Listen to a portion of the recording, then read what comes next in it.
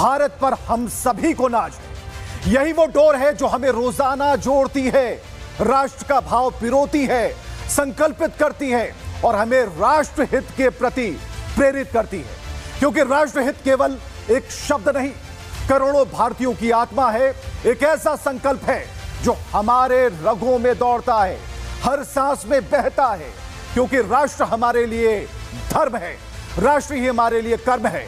लेकिन चंद लोग हैं जो जिहादी सोच के साथ सनातन का सामना करने की नापाक मंशा पाले बैठे हैं। विदेशी फंडिंग, गजवाए हिंद का एजेंडा चलाया जा रहा है और मूर्खों को भारत की जमीन से पैदा हो रही रोटी पसंद नहीं, लेकिन भीख का जो कटोरा है उन्हें अच्छा लगता है। इन देशद्रोहियों को भूख से मर रही पड़ोसी कौम के बीच बैठा हुआ इनका आका अच्छा लगता है, लेकिन आजाद भारत में आजादी से जीना नहीं अच्छा लगता। भारत की डेमोग्राफी को बदलने की साजिश करने वालों को कोई अधिकार नहीं कि वो झूठी संविधान की शपथ लें। उन पार्टियों को भारत के नागरिकों का एक भी वोट लेने का अधिकार नहीं है जो ऐसे राष्ट्रद्रोहियों को पनाह देते हैं, संसद पहुंचाते हैं। उत्तर प्रदेश में एक पार्टी के पूर्व सांसद की पोल खुली, ऐसी पोल खुली जिसके कारनामों के उजागर होने के बाद उसे आम जनता एक अलग ही तमगा दे रही है। देखिए,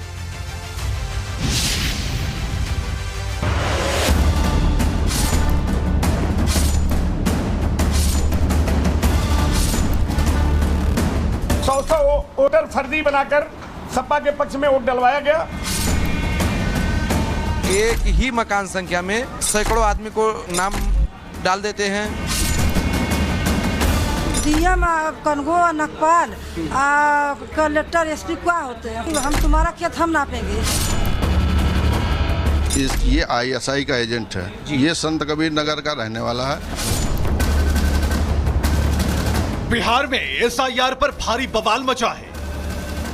बांग्लादेशियों घुसपैठियों के नाम वोटर लिस्ट से हटने से विपक्ष ने हंगामा कर रखा है। राहुल गांधी घुसपैठियों के नाम चढ़वाने के लिए वोटर अधिकार यात्रा निकाल रहे हैं। लेकिन उत्तर प्रदेश से जो खबर आई है वो इससे भी ज्यादा हैरान करने वाली है, आपको परेशान करने वाली है।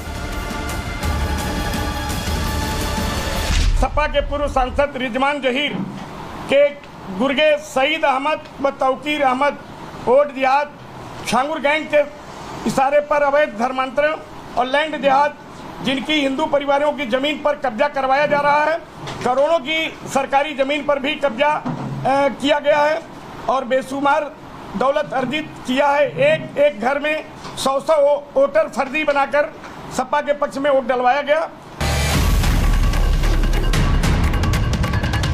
विश्व हिंदू रक्षा परिषद के अध्यक्ष गोपाल राय ने प्रेस कॉन्फ्रेंस कर जो खुलासा किया, उसने समाजवादी पार्टी के नेताओं के जिहादी खेल को खोल कर रख दिया। समाजवादी पार्टी का ऐसा माफिया जिसने मुलायम सिंह यादव तक को चैलेंज दे दिया था, जिसके इलाके में तूती बोलती थी, उसी पूर्व सपा सांसद रिजवान जहीर की पूरी क्राइम कुंडली बता दी और खुलासा किया कि बलरामपुर में पूर्व सपा सांसद रिजवान जहीर ने डेमोग्राफी चेंज करने के लिए एक एक घर में कई वोटर बनवाए, हिंदुओं की जमीनों पर कब्जा किया, धर्म परिवर्तन कराया गया। सपा नेता रिजवान जहीर के राइट हैंड और हिस्ट्री शीटर तौकीर अहमद, सईद अहमद जमीनों पर कब्जा, धर्म परिवर्तन, फर्जी वोटर लिस्ट, ये सब कुछ रिजवान के इशारों पर कर रहे थे। ये लोग जो है बाहर से जो है नेपाल साइड से लड़कियों को और औरतों को और सबको लेके आके बसा के और इनका धर्म परिवर्तन कराते हैं। और जैसे कि एक ही मकान संख्या में सैकड़ों आदमी को जो है नाम डाल देते हैं और फर्जी आधार बना देते हैं, फर्जी सब कुछ करके सब इतना फ्रॉड कर रहे हैं। ये सब कुछ समाजवादी पार्टी के अध्यक्ष अखिलेश यादव की परवरिश में हो रहा था। सिर्फ इतना ही नहीं, खुलासा यह भी है कि सपा के माफिया गैंग छांगुर गैंग की शह पर नेपाल बॉर्डर से मुस्लिम परिवारों को लाकर बलरामपुर में बसाते हैं। सब फर्जी हैं। देखिए आपके बगल के लोग नहीं हैं। हाँ, हमारे बगल के क्या, हमारे इधर के आसपास के नहीं है, इतना फर्जी। देखिए मैं टिक मार के रखा हूँ 2 साल से इसका। अच्छा। हाँ 2 साल से लोग फर्जी हैं, सब फर्जी है। फर्जी चेहरा सब सिर्फ इतना ही नहीं, समाजवादी पार्टी में माफिया राज किस कदर हावी है, इसका उदाहरण तो आजमगढ़ के परिवार ने बताया।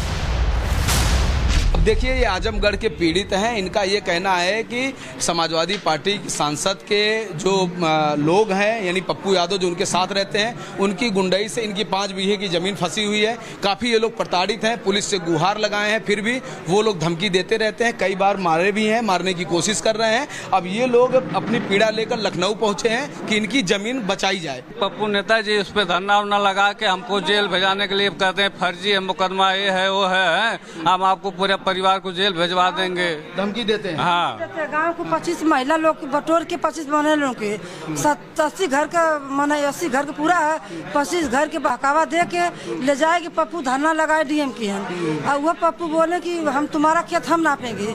डीएम कनगो नकपाल कलेक्टर एसपी क्या होते हैं। और खुलासा ये भी कि बलरामपुर संभल की तरह संत कबीर नगर का भी इस्लामीकरण किया जा रहा है।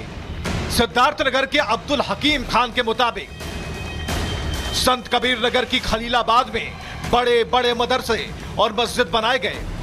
शमशुल हुदा नाम का व्यक्ति इसमें शामिल है, जिसका पाकिस्तानी हुक्मरानों के साथ सीधा नेटवर्क है। आरोप है उसके पास दोहरी नागरिकता है और उसने लगभग 500 करोड़ की संपत्ति बनाई है। साथ ही 2017 में चुनाव अधिकारी बनकर भाजपा को हराने की साजिश की। उसके नवाज शरीफ से रिश्ते और कश्मीर पर अंतर्राष्ट्रीय मंचों पर पाकिस्तान समर्थित बयान देने के वीडियो सबूत भी मीडिया को दिखाए गए। फोटोग्राफ में देखिए, ये देखिए शमशुल हुदा है, नवाज शरीफ का भतीजा भी। हाँ ये शमशुल हुदा, ये सारे जी ये सारे ISI के एजेंट हैं। साउथ अफ्रीका की पाकिस्तान की एम्बेसी में फ्री जो पाकिस्तान की जी वहाँ पर 5 अगस्त को ये लोग काला दिवस मनाए। फ्री कश्मीर जिसमें ये ISI से रिश्ता भी है। जी ISI से रिश्ता है। और ये चीफ गेस्ट गंभीर मामले निकल कर आ रहे हैं। आखिर उत्तर प्रदेश में क्या क्या हो रहा है।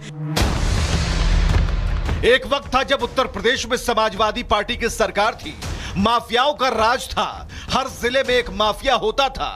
अतीक अहमद, मुख्तार अंसारी जैसे लोगों का वर्चस्व था। तभी इनमें एक और नाम था, बाहुबली पूर्व सपा सांसद रिजवान जहीर का। तो राष्ट्र को तोड़ने की नापाक कोशिश में जुटे ऐसे कई गैंग हैं जो वेश बदलकर, नाम बदलकर, पहचान बदलकर हमारी हिंदू बहु बेटियों को धर्मांतरण की काली कोठरी में धकेल रहे हैं। प्यार का नाटक, फरेब का धंधा, गैंगरेप और फिर निकाह। यह 1-2 दिन की प्लानिंग नहीं होती, यह पूरा रैकेट काम करता है। इसके लिए फंडिंग होती है। हिंदू लड़कियों को झूठी दुनिया के हसीन सपने दिखाए जाते हैं, जिनमें कोई भी आसानी से फंस सकता है। कभी प्यार के जाल में, तो कभी आपत्तिजनक वीडियो लीक करने की धमकियां देकर, तो कभी परिवार पर हमला करवाकर। मकसद बस यही होता है कि हिंदू लड़कियों को जबरन निकाह कराओ और फिर झोंक दो ऐसी अंधी दुनिया में जहां सिर्फ उत्पीड़न है, जिल्लत से ज्यादा कुछ नहीं। बरेली, आगरा, शाहजहांपुर, इंदौर, बलरामपुर और देश की राजधानी दिल्ली में हजारों लाखों मामले। कहां हैं हमारी बहनें, कहां हैं हमारी बेटियां? भारत का हिंदू क्या इतना कमजोर हो गया कि वो अपनी इज्जत को बचा नहीं पा रहा? लेकिन हमें साथ मिलकर लड़ना होगा और इस राष्ट्र के सम्मान के लिए, क्योंकि राष्ट्र से बढ़कर कुछ भी नहीं।